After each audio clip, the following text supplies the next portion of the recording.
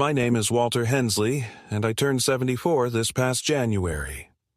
I live alone in a quiet town in Iowa, in a modest two-bedroom house that's too big for one person but too filled with memory to let go of.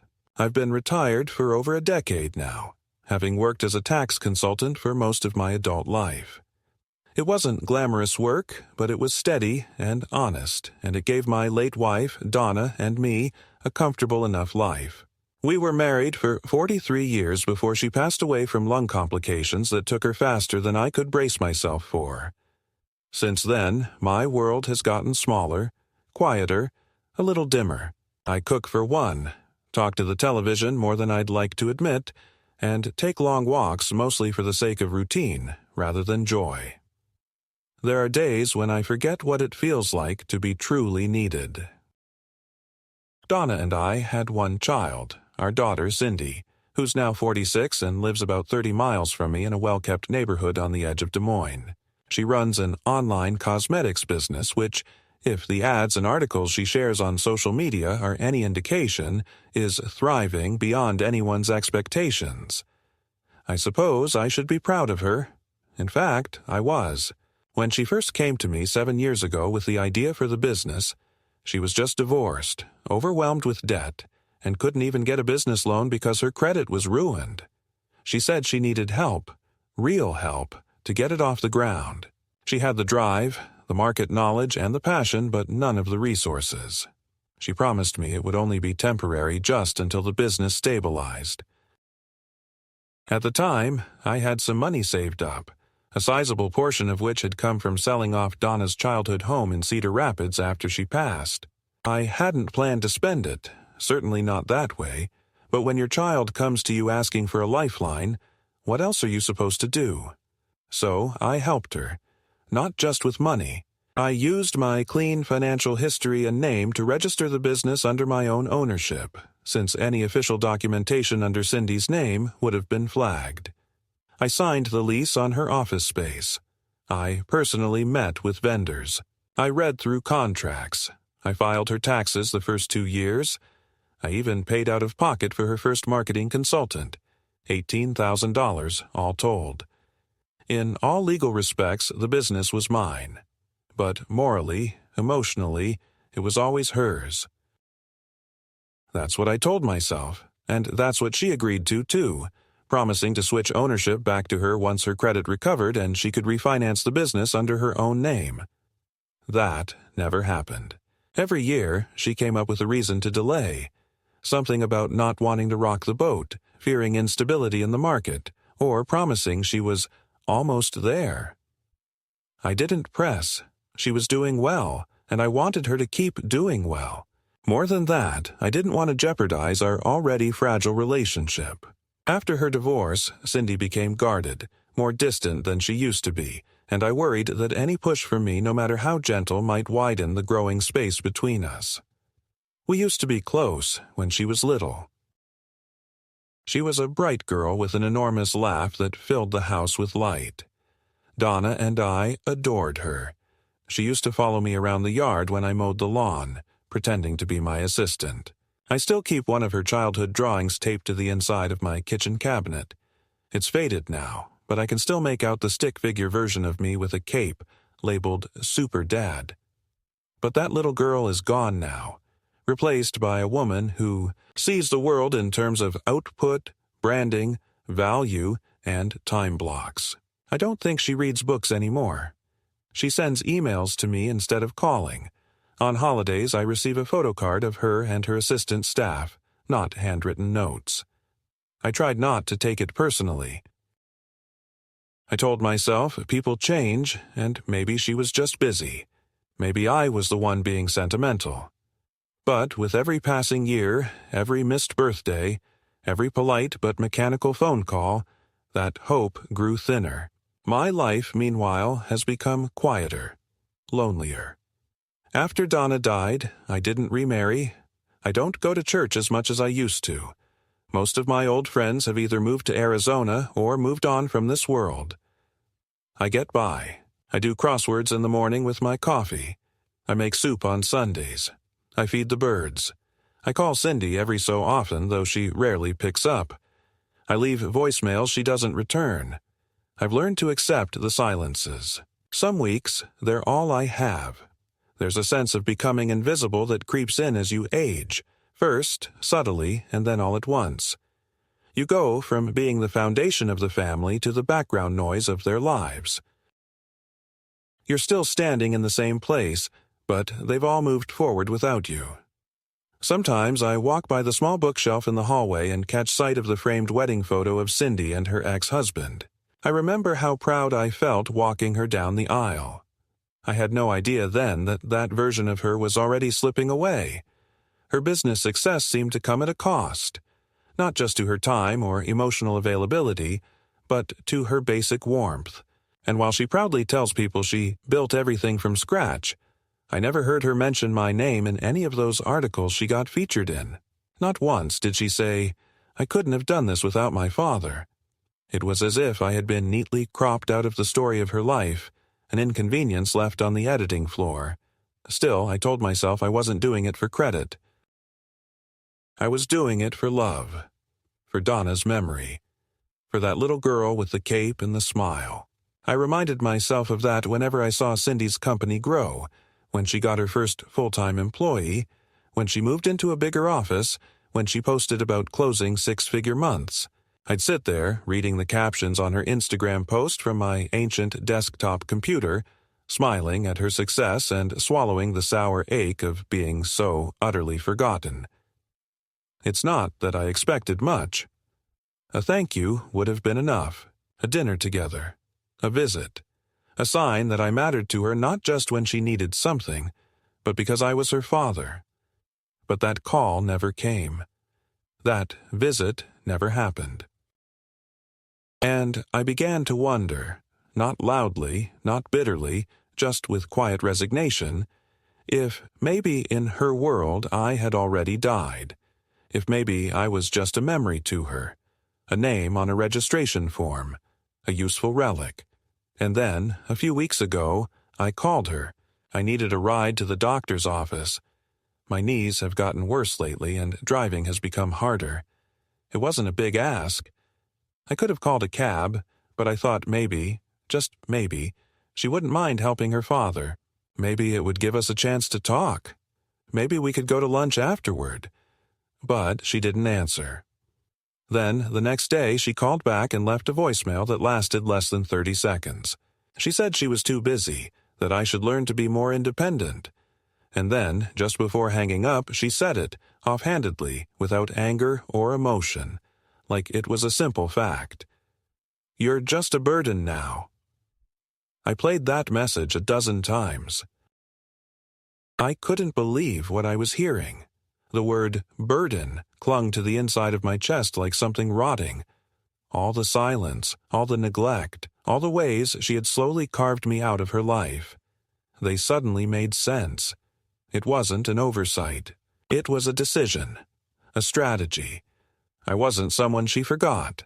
I was someone she had moved past, someone she'd rather not be reminded of. I sat at my kitchen table for hours that night, the voicemail echoing in my ears. "You're just a burden now." But what Cindy didn't know, what she had clearly forgotten, was that the business she now paraded as her own still had my name on every legal document. I was the registered owner. I had access to all the bank accounts. I still received every quarterly tax notice. She had tried to erase me from the emotional narrative of her life, but legally, technically, I was still the foundation she stood on. And suddenly, I wasn't sure I wanted to hold her up anymore. That voicemail marked the beginning of a slow internal shift, like something quietly snapping loose inside of me. For the first day or two, I did what I'd always done when Cindy hurt me. I rationalized. Maybe she was just overwhelmed. Maybe she didn't mean it the way it sounded. Maybe she was venting, and I caught the worst of it. I went back and replayed it again, searching for some different inflection, a hidden tone of affection, or even tired affection. But it was the same every time, flat, dismissive, surgical. "You're just a burden now." That wasn't something you said by accident. That wasn't a slip of the tongue. That was a conclusion she had come to long ago and finally allowed herself to voice. I tried not to spiral, but the silence that followed made it harder. Days passed without a follow-up. No apology, no awkward text trying to explain herself, no invitation to talk it out. I sat at my kitchen table each morning, eating the same peanut butter toast I'd eaten since Donna died, drinking lukewarm coffee, and waiting for a phone that never rang. I watched the squirrels chase each other across the fence outside, watched the shadows move across the carpet as the hours passed. I began to take walks more often, not because I particularly wanted the exercise, but because the walls of my house had started to feel like they were leaning in, whispering doubts I didn't want to hear. One Thursday morning, about a week after that message, I found myself sitting in my garage looking at an old plastic storage bin filled with business records, contracts, invoices, email printouts, tax documents. Things I had organized meticulously in the early years of Cindy's business, back when I still believed we were building something together. At the very bottom of the stack was a brown accordion folder with the original incorporation documents.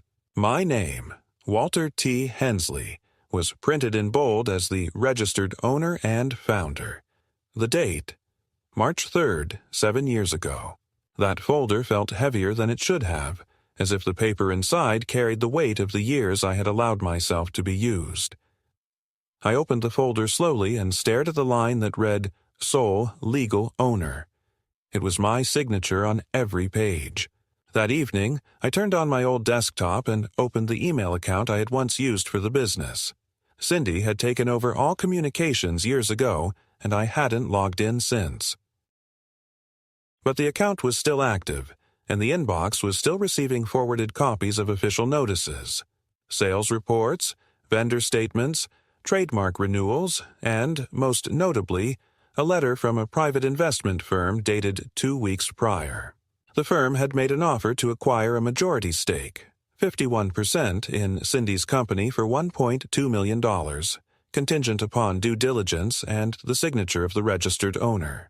They had sent the email to Cindy's work address and copied the legal owner email as a formality. That email had sat in the inbox, unread, like a sleeping match beside dry timber. I read the letter 3 times. The name of the firm wasn't familiar, but it looked legitimate. Their proposal outlined a timeline, outlined their offer, and specified that they would require confirmation of ownership, including identity verification of the legal registrant. They expected a response within 10 days. I checked the date.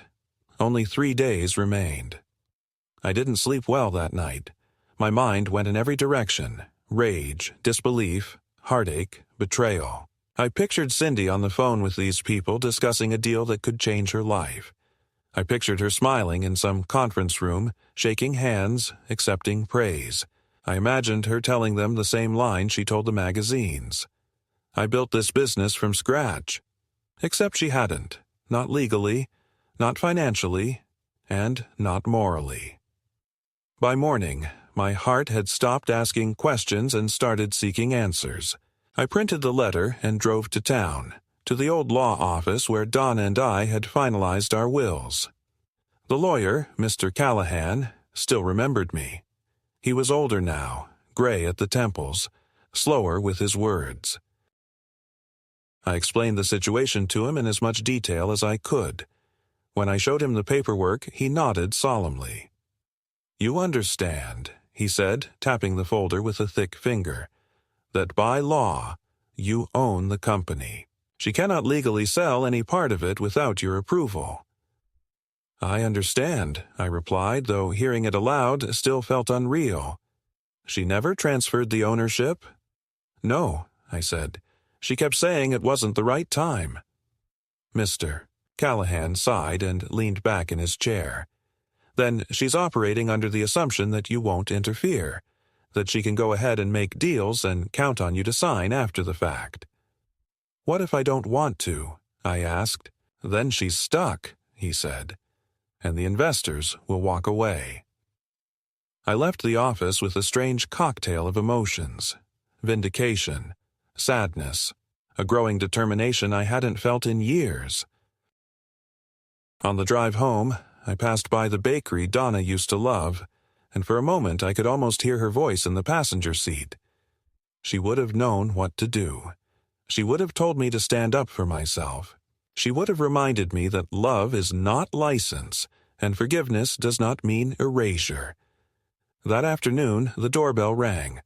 I wasn't expecting anyone, and when I opened it, I saw a man in a gray suit holding a folder and a clipboard. He introduced himself as Daniel Green, legal representative of Cindy's company. "Mr. Hensley," he said with a polite smile that didn't quite reach his eyes. "I've been sent on behalf of your daughter to request your signature on these acquisition documents." He held out the clipboard like it was a newspaper subscription, something I should be eager to sign. I looked him over carefully, then glanced at the papers. "Has Cindy spoken to you about the ownership of the company?" He hesitated. "She said the paperwork would be a formality." "A formality?" I repeated, more to myself than to him. I took the documents, flipped through the pages. My name was listed as the owner, just as I expected. My signature was the last missing piece. Without it, nothing could proceed. "I'll need to review this," I said. "You'll have my answer soon." He gave me a smile that tried to be warm, but landed somewhere between forced and impatient. "Of course, but I would advise timeliness. The investors are eager to move forward." After he left, I sat at the kitchen table with the papers spread in front of me. I thought of Cindy's voice, flat and final. "You're just a burden now." I thought of all the years I waited for a thank you, for an invitation, for a simple gesture of connection. I thought of how easily she had erased me. And for the first time in a long while, I didn't feel guilty. I felt clear. She may have forgotten who built her foundation, but I hadn't. And now I had a decision to make, one that would shift the balance of everything between us. I didn't sign the papers. I didn't call Cindy. I didn't send a reply to the legal representative or write an email to the investors. Instead, I did nothing for 3 days. Or at least, it appeared like nothing. But silence, when chosen with intention, becomes its own form of action. I waited, and then, like thunder that follows lightning, came the consequences. On the 4th day, early in the morning, my landline rang. It startled me, as most calls do nowadays, but I recognized the number immediately. It was Cindy's office. I stared at the phone until it stopped ringing, let the machine pick it up. Her voice came through the speaker, clipped and breathless. "Dad, it's Cindy. We need to talk. I'm coming over this afternoon. Please be there." She didn't wait for confirmation. She didn't ask if I was available. It wasn't a request. It was an order. For a moment, I was tempted to leave the house, go for a long walk, disappear for the day just to see her face the silence she so often handed to me. But a stronger part of me, the one that had spent too many years looking the other way, was done running. I made coffee, cleaned the kitchen, and sat by the front window with the incorporation folder on my lap like a badge. At precisely 2:17 p.m., Cindy's black SUV pulled into the driveway. She stepped out in heels, her jacket folded over one arm, sunglasses perched on her head, and the ever-present phone clutched in her hand like a weapon. Her expression was unreadable, but there was a tightness in her jaw I hadn't seen since her divorce. She didn't knock. She walked in like she used to when she was a teenager, when she still saw this house as her home. That was a long time ago. "Hi, Dad," she said, setting her things on the hallway table. "We need to clear the air." I nodded and gestured to the dining table. She sat down across from me, folding her arms. "Daniel said you received the papers." "I did," I answered, careful not to sound hostile. "And you haven't signed them." "No." There was a pause. She licked her lips, adjusted in her seat. "Okay. Look, I know this probably all feels sudden to you, but this deal is important. It's a big step forward for the company. For me." I let the silence grow just long enough to become uncomfortable. "You mean my company?" I said. Her eyes narrowed. "Oh, come on, Dad. You know what I mean." No, I said. I don't think I do. You run the company, but legally it's mine. Has been for 7 years. She exhaled sharply. We've been through this. It was a technicality. You helped me when I needed help, but that was years ago. You said you didn't care about credit or ownership. I said I didn't need thanks, I replied. I never said I'd be invisible forever. Her eyes flickered with something. Fear, maybe, or realization. So, what is this? She asked. Some kind of revenge. I shook my head slowly. Number. It's the first time I've decided to stop letting you walk over me. She stood abruptly, pacing. You have no idea how much work I've put into this. How many nights I've stayed up. How many sacrifices I've made. Do you think it's easy being a single woman running a company in this economy? I built everything from the ground up.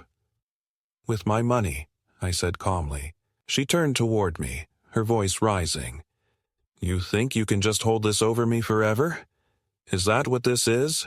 You want to ruin the deal just to teach me a lesson? I want you to remember how it started, I said. That's all. I want you to acknowledge the truth. She laughed bitterly. You want a parade? A plaque? Fine. You helped. Is that what you want to hear? You helped me when I was drowning. But that doesn't give you the right to control me forever. I'm not trying to control you, I said. I'm trying to stop you from erasing me. There was a long silence. Then she softened her tone, sat back down. Look, I get it. Maybe I haven't been as present as I should have been. Maybe I said things I didn't mean. Her voice trembled slightly. But I'm asking you now. Please, sign the papers. Let me move forward. Don't sabotage this. For a brief second, I saw the girl she used to be. Vulnerable, pleading, reaching. But it was an echo, not a presence. I had to remind myself that this wasn't a conversation between father and daughter. It was a negotiation. And in a negotiation, weakness is currency. I'm not signing anything until we talk about terms, I said. Her face hardened again. Terms? Yes, I said. I want to restructure ownership before I approve any sale. Her jaw clenched. Unbelievable. You want a cut? I want to be recognized, I said. If the business sells for over $1 million, I want my share invested into something meaningful, something long-term. A legacy, she scoffed. Like what? A statue in the park? No, I said quietly. A foundation. In Donna's name. A fund to help women like you once were, starting over without support. She stared at me like I had slapped her. You think this will make you look good? You think you can rewrite the narrative now? I didn't answer. I didn't need to. She stormed out 5 minutes later without saying goodbye, the door slamming behind her so hard it rattled the picture frames on the wall. I sat there in the aftermath, wondering if I had just destroyed the last bridge between us, or built a boundary I should have built years ago. The next morning, I received a letter by courier. It was from her lawyer. Not the friendly Daniel from before. This one was colder, more formal. The letter stated that Cindy was initiating proceedings to assume control of the company on the grounds of mental and administrative incapacity of the legal owner. Attached was a fabricated doctor's note, something vague about early signs of cognitive decline. It was dated 2 months ago. I read it twice and set it down. My hands were shaking, not from fear, but from fury. She was going to try to take everything. Not just the business. My name. My dignity. My memory. The message was clear. If you won't sign willingly, we'll make you irrelevant. She'd made her move. Now it was my turn. The accusation of mental incapacity changed something fundamental in me. It wasn't just an insult. It was a declaration of war. Until that moment, I had still held on to some naive thread of hope that this was all a misunderstanding born from stress and pride. I had clung to the possibility that underneath all the coldness, Cindy still saw me as her father, that she'd eventually come around. But now, staring at the forged medical note and the legal jargon dripping with veiled threats, I knew I had been wrong. Dead wrong. This wasn't confusion or neglect. This was strategy. A cold, calculated move to disarm me entirely. I drove straight to my doctor's office with the letter in my coat pocket and a quiet fury building in my chest. Dr. Kaufman had been my physician for the past 22 years. He'd seen me through Donna's illness, my gallbladder surgery, and every mundane checkup in between. When I handed him the copy of the forged note, he stared at it, then looked at me over his glasses. "This isn't from my office," he said flatly. "I know," I said, "but I need something from you. I want a full cognitive exam. I want documentation that I'm sound." He nodded slowly. "You think they're trying to take control?" "I know they are," I said. He scheduled the test for 2 days later. I passed it, not just adequately, but comfortably. Memory, executive function, reasoning, all intact. The report ran 6 pages and concluded with a firm statement of full legal and mental capacity. With that in hand, I went back to Mr. Callahan. He reviewed the documents, cross-referenced them with the threat letter from Cindy's lawyer, and then did something I hadn't expected. He leaned back in his chair and smiled. "Walter," he said, "they overplayed their hand. This kind of move will not sit well in court, especially not with independent medical verification. I can file a formal rebuttal and counter-motion by the end of the week." "Do it," I said, "and let's take this further. I want to do more than defend myself." "What do you mean?" he asked. I took a breath. "The foundation. I wasn't bluffing. If I'm going to be dragged into legal battles, I want something good to come out of it. I want you to set up a non-profit organization under Donna's name, something that can receive funds from the sale of the company, should it go through, and I want full administrative control." Callahan nodded with visible respect. "You're planning to beat them at their own game." "I'm planning," I said, "to remind them who they're dealing with." By the end of that week, the rebuttal had been filed. The foundation paperwork had been initiated, and I had been referred to a REO, a state lawyer named Evelyn Tran who specialized in business succession disputes.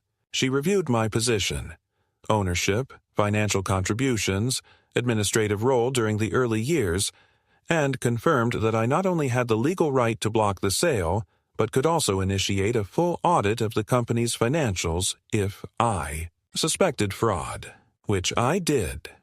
Because as I dug deeper into the old business records, I started noticing inconsistencies. Vendor invoices that had never been paid, strange reimbursements with no receipts, bonuses issued to Cindy's name under consulting aliases. And when I traced back some of the bank records, I found transactions that looked suspiciously like personal expenses being written off as company development, designer handbags marked as branding materials, luxury retreats logged as strategy sessions. The more I uncovered, the more I realized this wasn't just a daughter trying to cut her father out. This was someone who had spent years laundering her ambition through my silence. And so I made one final call to the investment firm that had sent the original acquisition letter. A man named Todd Walker, head of acquisitions, took the call. "I don't think we've spoken," I said. "I'm Walter Hensley, the legal owner of the company you're trying to purchase." There was a long pause, then a careful, measured reply. "We've been in discussions with your daughter, but yes, we're aware of your position." "I'd like to meet," I said, "in person. There are things you should know before you move forward." They agreed. 2 days later, I found myself sitting in a glass-paneled office in Chicago, across from 3 suited executives who expected to be dealing with a relic and instead found someone very much alive and ready to fight. I presented them with the ownership documents, the cognitive report, and a summary of the financial irregularities I had discovered. I watched their faces shift, from polite curiosity to cold calculation to quiet alarm. This, Todd finally said, complicates things. I imagine it does, I replied, but I'm not here to stop the deal. I'm here to change its terms. And then I laid it out.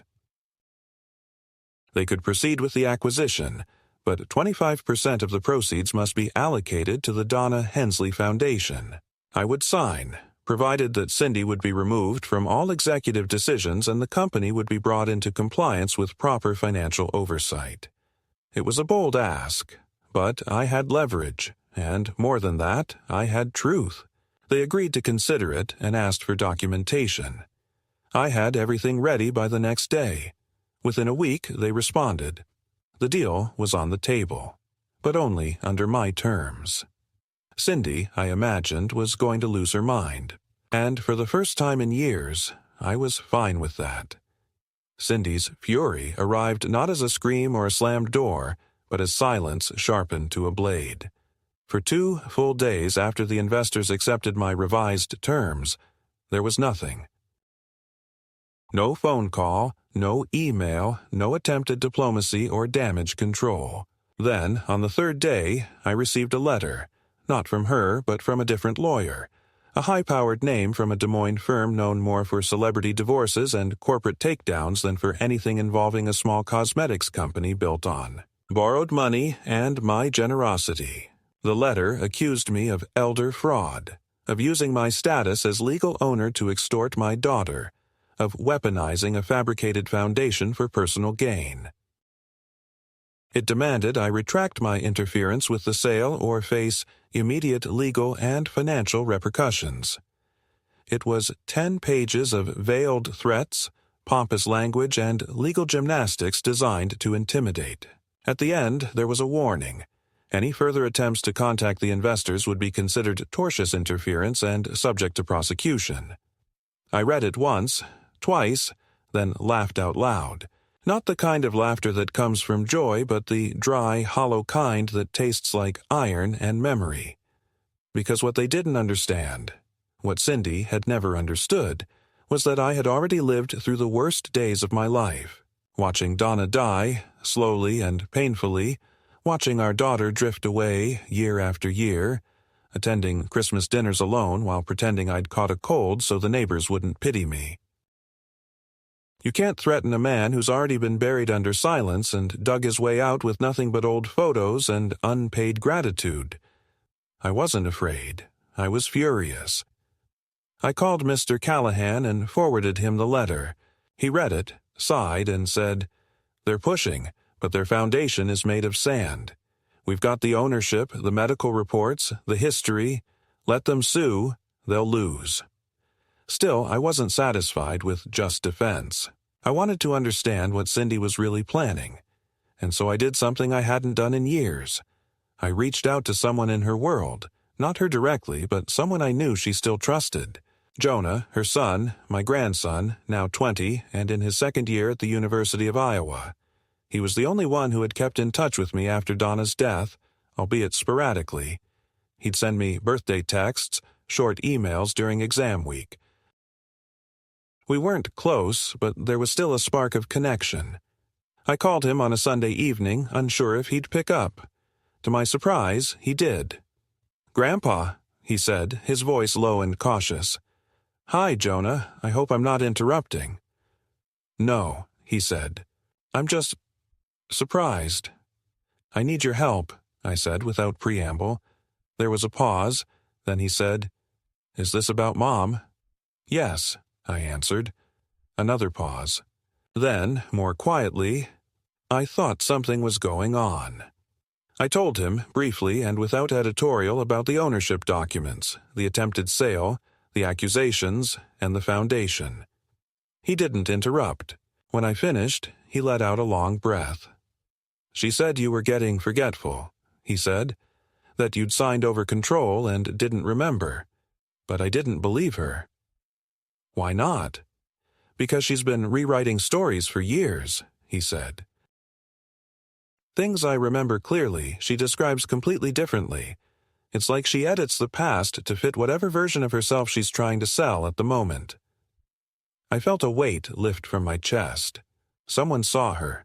Someone still saw me. "Do you still have access to her computer or email?" I asked.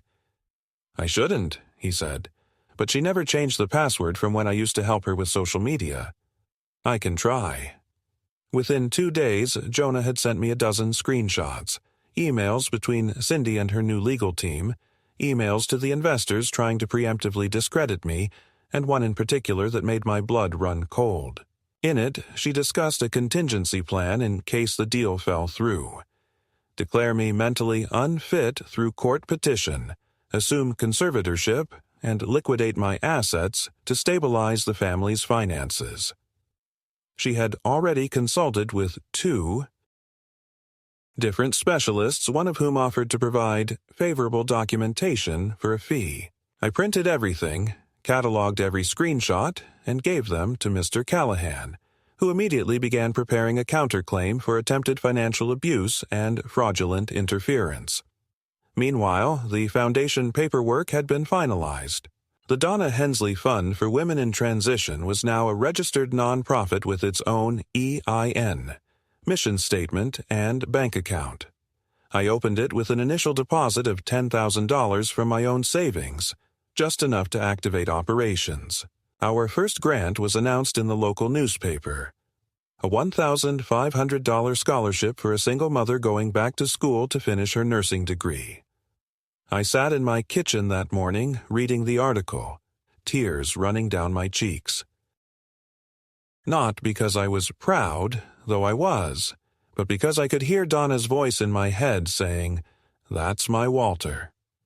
Cindy, predictably, did not respond well. That evening she showed up at my house unannounced.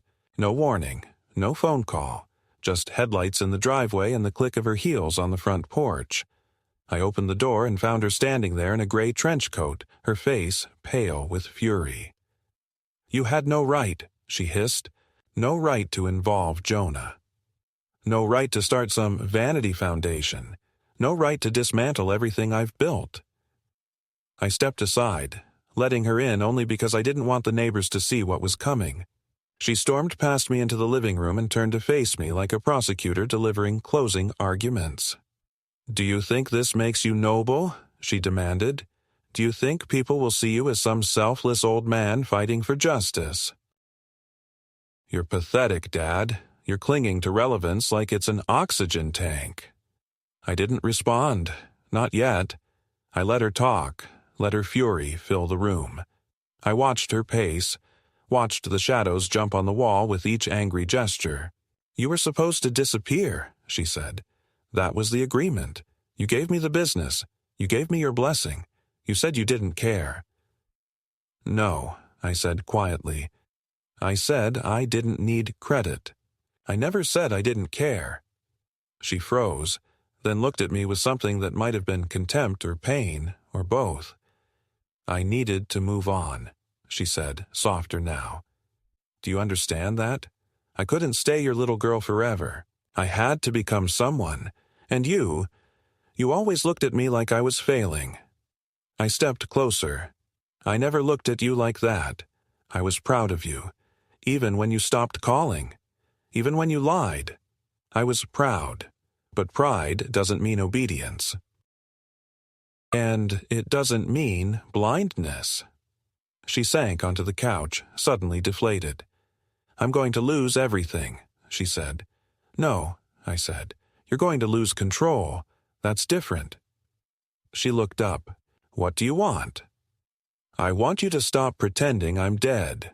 I want you to stop rewriting history. I want you to understand that your success was built on someone else's sacrifice. And I want that sacrifice honored." She didn't respond. She just sat there, silent, the anger slowly cooling into something heavier. Shame, maybe, or recognition. "I didn't mean to become this," she whispered. "I don't think you did," I said. "But you did, and now you have to choose who you'll be next." She left soon after, not with rage, but with a strange kind of hollow stillness. I didn't know what her next move would be, but I knew mine. It was a cold morning when I received the notification from the court. The counterclaim for attempted financial abuse had been formally acknowledged and a hearing was scheduled. My lawyer, Mr. Callahan, had prepared the documentation so thoroughly that even the court clerk, according to his report, had raised an eyebrow at the scale and clarity of evidence. Screenshots from Jonah's emails, the doctored medical note, the records of the investment firm, the forensic audit we'd quietly commissioned on the company's accounts, all of it assembled into one immovable structure that revealed the breadth of Cindy's deception. It was all there, black and white, without need for dramatization or embellishment. The facts spoke louder than any accusation I could ever make. I wasn't trying to destroy her. I had never wanted that. But if this was the only language she and her new life understood, then so be it. In the days leading up to the hearing, Cindy remained silent. No calls, no visits, no emails, not even through her lawyers. She had retreated completely, as if by vanishing she could somehow erase the consequences looming on her horizon. I wondered if she was ashamed or simply regrouping. Shame implies a conscience. Retreat, I've learned, often just means calculation. The hearing itself was uneventful in tone, if not in outcome. A modest room with wood-paneled walls, a judge with thin glasses and a clipped voice, a few members of the legal teams, and silence broken only by the sound of papers shifting and names being spoken aloud into the record. My presence wasn't legally required, but I attended anyway. I sat in the back, hands folded, eyes watching. Cindy was there too, flanked by her new attorneys, dressed in a blazer too sharp for the moment, makeup too flawless for truth. She didn't look at me. Not once. She kept her gaze on the floor, her lips pressed into a colorless line. Callahan presented our side with precision. Factual, unemotional, devastating. He showed the ownership trail, the history of my involvement, the medical verification of my cognitive clarity, and most damning of all, the leaked correspondence about their plan to declare me mentally incompetent to seize control of my assets. The judge listened, nodded, asked 2 short questions, and then looked toward Cindy's team. One of her lawyers stood, adjusted his tie, and offered a half-hearted rebuttal. He spoke of emotional strain, of familial misunderstanding, of intentions taken out of context. He suggested the foundation was a weapon, an emotional cudgel used to extract financial control. But even he didn't sound convinced. The judge, after a long pause, ruled without ceremony. The claims against me were without merit. The counterclaim would be allowed to proceed if I wished, and the ownership structure of the business remained entirely within my rights. No conservatorship, no financial surrender, and no court-ordered compliance. I left the building without speaking to Cindy. She had risen from her seat before the ruling was even fully pronounced, her heels echoing against the tiled floor as she exited the room like someone fleeing a fire that had already consumed her name. I didn't follow her. What was there to say? The words had already been spoken, in documents, in silence, in every unanswered phone call and birthday she had skipped. Some things, once spoken, don't need to be repeated. In the following days, everything moved quickly. The investment firm, now satisfied with the stability of the legal structure, pushed forward with the deal. Cindy, no longer in a position to control or sabotage it, was kept in the loop as a courtesy only. The final acquisition agreement was signed 2 weeks later in a conference room in Des Moines. I was there. So was Cindy. She didn't speak until the very end, when all the papers had been passed and the final check written. She turned to me, her voice dry, almost brittle. "So, what now?" she asked. "You win?" I looked at her, not with anger, not even disappointment, but with the quiet gravity of a man who had spent too many years accepting shadows in place of family. "This isn't about winning," I said. "It's about remembering who helped you build the ladder before you started climbing it."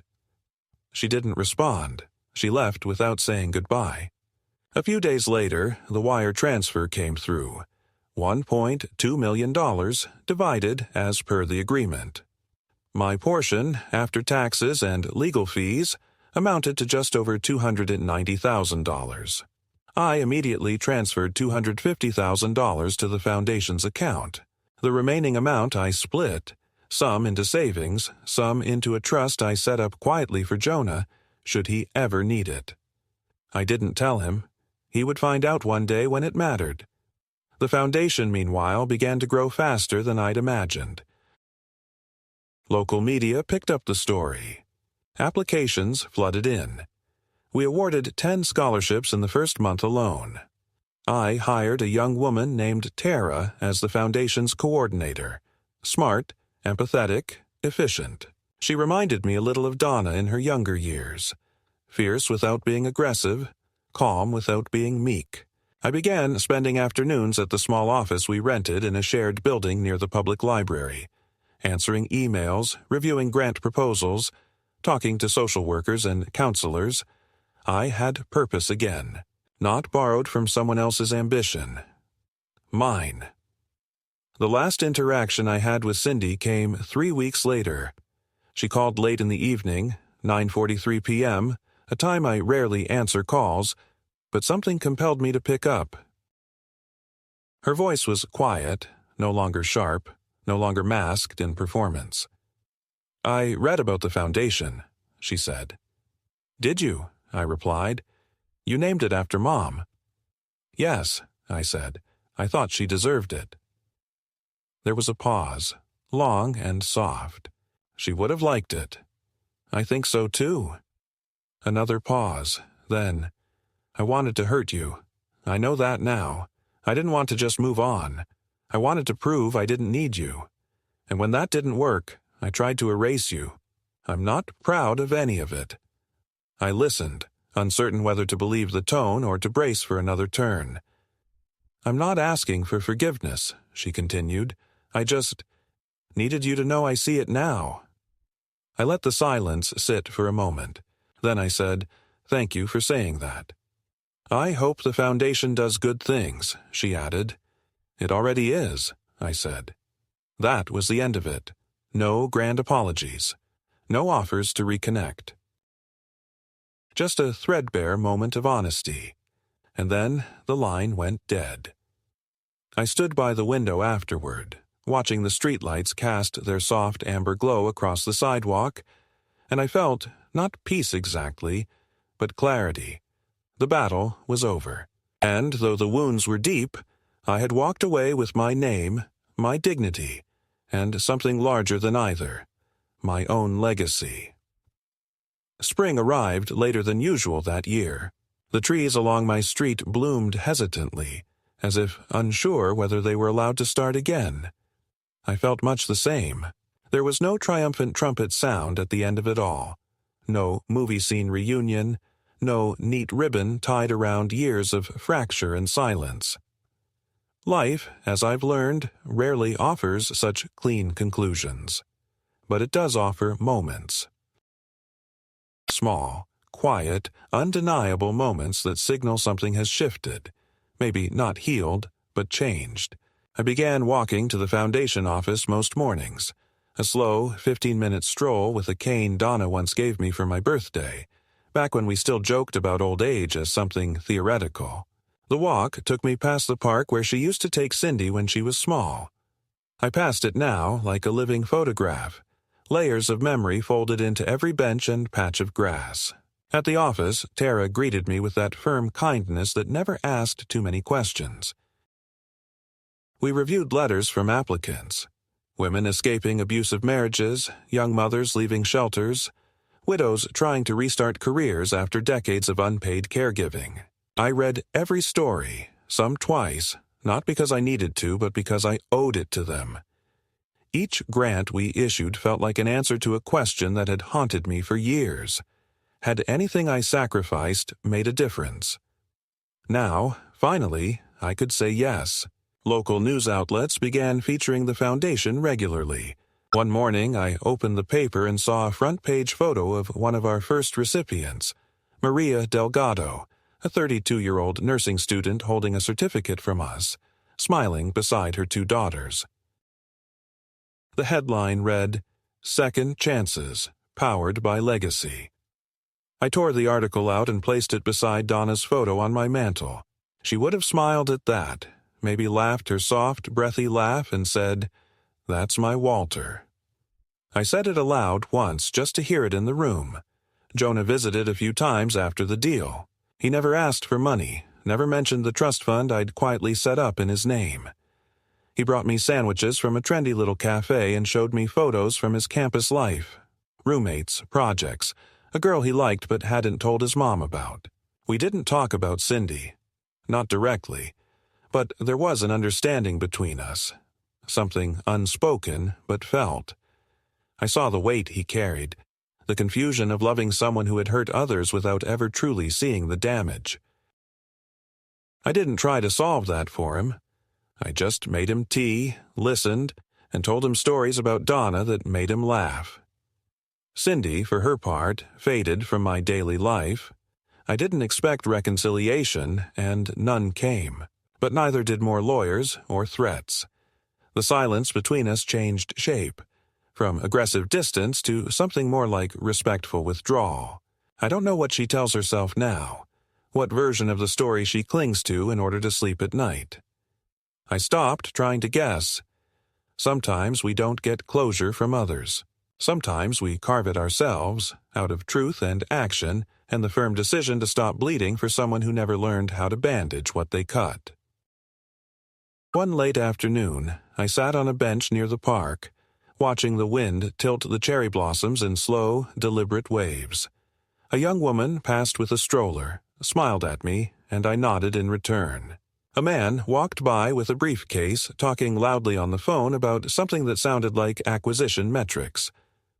Somewhere behind me, two kids argued about who was it in a game I no longer understood, and I felt the oddest thing. Calm. Not joy. Not sadness. Just a full, deep sense of calm. I hadn't gotten everything I wanted, but I had reclaimed what mattered. My name, my purpose, my voice. I don't know what Cindy will become.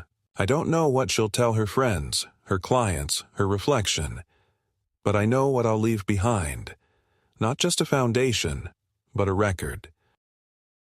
A quiet map of how one man, pushed into silence by the very people he loved, decided to speak not with vengeance, but with structure, not with bitterness, but with dignity.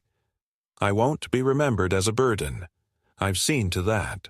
When I returned home that evening, the light hit the living room just right. Long, golden, gentle. I walked over to the fireplace and adjusted Donna's photo, just slightly. Then I sat in my chair, took out the article about Maria, and read it again. Not because I forgot what it said, but because I finally believed it was mine to read.